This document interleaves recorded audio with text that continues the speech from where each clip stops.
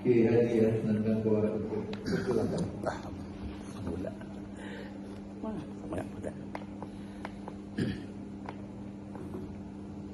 Bismillah. Assalamualaikum warahmatullahi wabarakatuh. Waalaikumsalam warahmatullahi wabarakatuh. Alhamdulillah, bersyukur kehadirat Allah Subhanahu wa taala yang pada kesempatan ini menetapkan kudrat dan irodatnya. Tentu saya sampaikan terima kasih dengan hormat kepada pimpinan sidang Bapak Profesor Dr.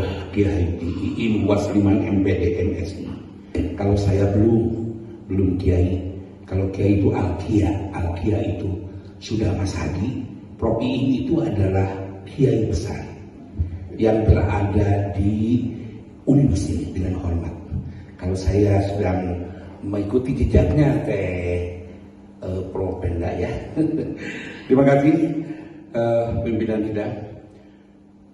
Yang saya hormati Bapak Profesor Dr. Haji Sulaiman Sukmalana MM sebagai penguji luar yang sudah sering menguji di Uninus. Terima kasih Prof. Yang saya hormati Ibu Dr. Hajah Eva Dianawati Wasliman MPD yang saya hormati, dan yang saya hormati Bapak Profesor Dr. Haji Hanafiah MMPD sebagai promotor. Kemudian yang saya hormati Ibu Dr. Hajah Teti Ratnawulan MPD sebagai co-promotor, dan wabil khusus yang saya banggakan saudari Pormopenda Ibu Almianti. Selamat Ibu Almianti, perjalanan yang tidak sebentar saudari melaksanakan tugas penelitian yang sungguh sangat sensasional ya, dan hasilnya luar biasa. Oleh karena itu saya ingin klarifikasi apa yang saudara lakukan dalam penelitian manajemen laboratorium kebidanan dalam meningkatkan kompetensi lulusan, dan saudari Pormopenda mengambil dari 2 lokus ya, di Sekolah Tinggi Kesehatan Salsabila Serang ya, dan Sekolah Tinggi Ilmu Kesehatan Abdi Nusantara Jakarta. Jika saudari Pormopenda melihat dengan cermat dari perspektif pisau analisis teori yang saudari gunakan, apakah di situ terdapat sebuah kolaborasi atau upaya untuk memberikan penguatan saja ketika melaksanakan pengolahan data sebagai pisau analisis teori dimaksud? Karena saya lihat dari teori yang saudari ambil dari John Terry dan juga adalah teori pendidikan, tentu di sini ada hal-hal penguatan terkait dengan keilmuan kebidanan. Silakan. Ya, baik, terima kasih Pak Dokter. Berkaitan dengan bagaimana keilmuan di kebidanan, tadi salah satunya pada saat kita melakukan manajemen tersebut dengan proses yang memang khas, meliputi dari perencanaan, pengorganisasian, pelaksanaan, dan juga pengawasan dengan menilai pisau analisis dari data-data yang ditemukan pada saat di lapangan, mulai dari dokumen dan juga dilakukan wawancara serta dilakukan adanya studi dokumentasi. Nah, maka dari itu bagaimana berkaitannya dengan kontribusi yang ada di pendidikan tadi berkaitan dengan mitra tadi yang seperti saya jelaskan.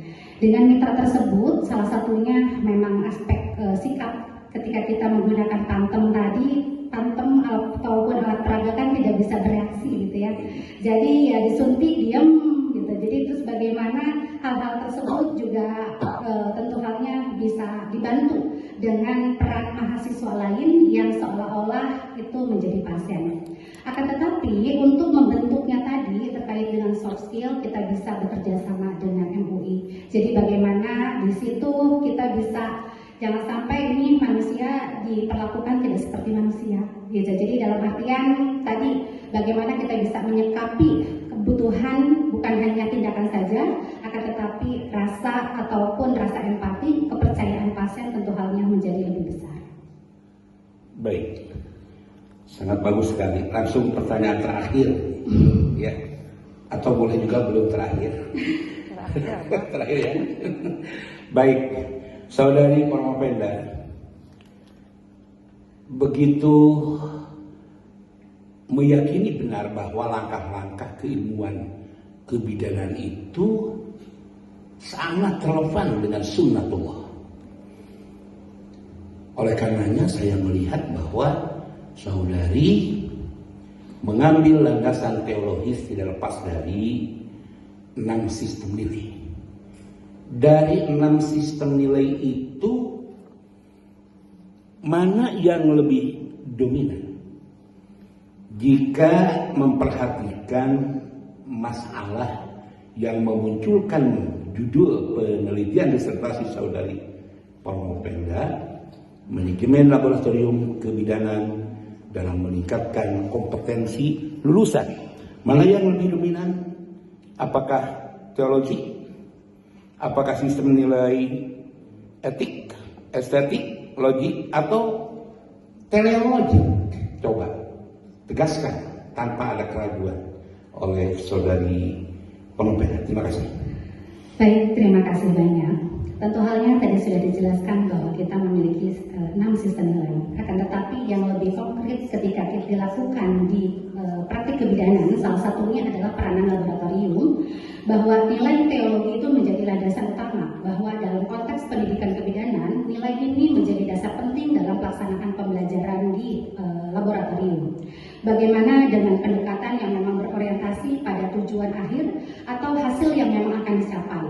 Jadi dalam konteks ini bagaimana mahasiswa dibentuk kompetensi secara profesionalnya, baik dari aspek kognitif, afektif, dan juga psikomotorik, bukan hanya sekedar langkah-langkah prosedural saja, akan tetapi langkah strategis juga dilakukan di laboratorium untuk mencapai capaian pembelajaran. Dalam hal tersebut tadi bagaimana dikaitkan dengan apa yang memang akan dihasilkan dengan tujuan akhir tersebut.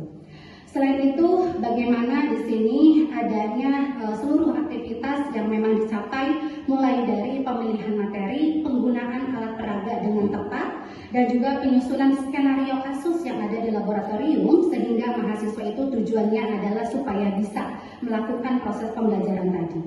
Maka dari itu, dengan adanya hal tersebut lebih terarah, lebih terstruktur, bermakna, karena setiap langkahnya tadi dikaitkan langsung dengan hasil yang akan dicapai.